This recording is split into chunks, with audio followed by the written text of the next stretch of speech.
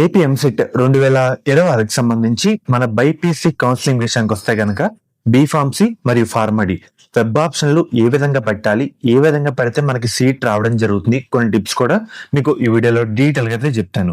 First point, so నాకు ఒక 20,000 rank వచ్చింది, ఏది పడితే అది పెట్టేద్దాం, లేదంటే పక్కింటి వాళ్ళు తెలిసిన కాలేజ్ ఉంది కదా, సో ఇదే మనకి కొత్త కాబట్టి మైండ్లో అయితే ఉంటుంది. ఇదైతే తప్పు. దీని వెనకాల చాలా ప్రాసెస్ ఉంటుంది, దాని గురించి అయితే చెప్తాను. ఫస్ట్ నేను చెప్పేది ఒక వైట్ బుక్ తీసుకోండి, క్లియర్గా నేను ఏం చెప్పానో దాని తర్వాత వర్క్ అయితే బుక్ మీద అయితే పెట్టండి. అర్థమవుతుంది కదా. ఫస్ట్ పాయింట్, సో సపోజ్ నేను ఉన్నాను, నాకు ఒక 25,000 ర్యాంక్ వచ్చింది, నాకు పక్కా సీట్ అయితే రావాలి, బీఫార్మసీలో జాయిన్ అవ్వాలి అని అనుకుంటే కనుక ఏం చేయాలంటే చెప్తాను. ఫస్ట్ నా ర్యాంకు, నా క్యాస్ట్ సంబంధించి కట్ ఆఫ్ డేటా మన వెబ్సైట్లో కూడా అయితే ఉంటుంది అన్నమాట. కట్ ఆఫ్ డేటా ఒకసారి ఓపెన్ చేయండి. మనం ఏ కాలేజ్ అనుకుంటున్నామో ఫస్ట్ ఆ కాలేజ్ సంబంధించి నా ర్యాంకు, క్యాస్ట్ ప్రకారంగా సీట్ వచ్చిందా రాలేదా. ఉదాహరణకి మీరు ఏ కాలేజ్ పెట్టుకుందాం అనుకుంటున్నారో ఒకసారి క్రాస్ చెక్ చేసుకోండి. మీ ర్యాంక్ తగ్గట్టు, మీ క్యాష్ తగ్గట్టు అంతా క్రాస్ చెక్ చేసుకోండి అన్నమాట. తర్వాత సో ఒక లిస్ట్ అంటూ ప్రిపేర్ అయితే చేసుకోండి. మీరు ఏ పెడదాం అనుకుంటున్నారో, లేదంటే డ్రీమ్ కాలేజ్ అయినా, సో మీకు ఒక లిస్ట్ అయితే ఉంటుంది కదా, దాని ప్రకారంగా ఒక దగ్గర అయితే రాసుకోండి. అర్థమవుతుంది కదా.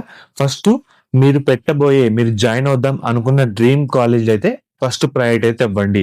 తర్వాత లిస్ట్ అంటూ step by step cut off match దరిదాపులు ఉండే కాలేజ్ కూడా రాసుకోండి. అర్థమవుతుంది కదా. సో ఈ లిస్ట్ చాలా అంటే చాలా హెల్ప్ చేయడం జరుగుతుంది, ఎందుకో చెప్తాను. సో లిస్ట్ అయితే ప్రిపేర్ చేసుకోమని చెప్పాను కదా. దీంట్లో ప్రిపేర్ చేసేటప్పుడు మన కాలేజ్ కోడ్ అయితే ఉంటుంది. ఉదాహరణగా ఇక్కడ వంశీ బయాలజీ, మన ఛానల్ పేరు వంశీ బయాలజీ ఆఫ్ ఫార్మసీ అని అనుకోండి. సో ఇలానే వంశీ బయాలజీ దాని పక్కన ఇంకొక ఏదో పేరు యాడ్ అయ్యి ఈ మధ్య చాలా కాలేజీలు సిమిలర్గా అయితే ఉంటున్నాయి. సో మీరు కన్ఫ్యూజ్ కాకుండా మెయిన్గా కాలేజ్ కోడ్ చాలా ఇంపార్టెంట్, కోర్స్ కోడ్ చాలా ఇంపార్టెంట్. అర్థమవుతుంది కదా. ఇవి రెండు దీంట్లో కూడా రాసుకోండి. సపోజ్ మీరు ఒక ఇందాక కాలేజ్ లిస్ట్ అంటే ప్రిపేర్ చేసుకోమని చెప్పాను కదా, దీంట్లో కాలేజ్ కోడ్, కాలేజ్ పేరు అండ్ మనకి కోర్స్ కోడ్ రాసుకొని ఒక లిస్ట్ అంటూ ప్రిపేర్ చేసుకోండి.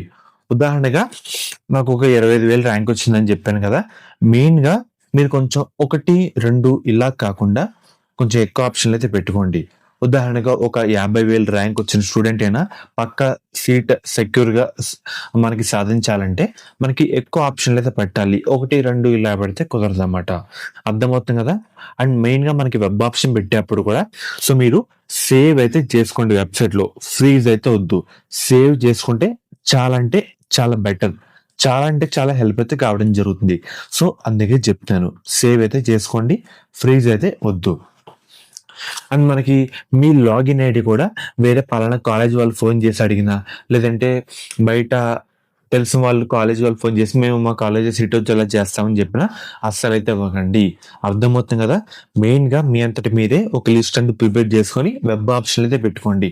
ఈరోజు మనకి వాళ్ళకు కొంచెం టైం ఇస్తారు, ఆ టైంలో ఎప్పుడైనా పెట్టుకోవచ్చు.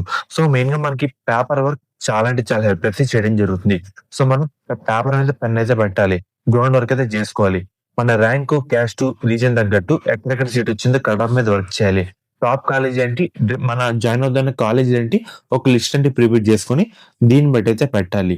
అర్థమవుతుంది కదా. కొంచెం ఎక్కువ ఆప్షన్లు అయితే పెట్టాలి. సో ఫర్దర్ తెలిసిన వాళ్ళు చెప్పారు ఇలా అయితే కాదు, ఆ కాలేజ్ సంబంధించి కూడా మొత్తం అయితే తెలుసుకోవాలి. మీరు డైరెక్ట్గా అక్కడ విజిట్ అయితే చేసి తెలుసుకోండి అన్నమాట. అండ్ మీరు పెట్టబోయే కాలేజీలో అన్ని మీకు నచ్చిన కాలేజీలు అయితే ఉండాలి, నచ్చిన కాలేజీలు అయితే వద్దు. అర్థమవుతుంది కదా. సో జాగ్రత్తగా అయితే పెట్టండి, ఎటువంటి తప్పులు లేకుండా వెబ్ ఆప్షన్ అయితే పెట్టండి. ఫర్దర్ ఎటువంటి డౌట్ ఉన్నా కామెంట్ అయితే చేయండి.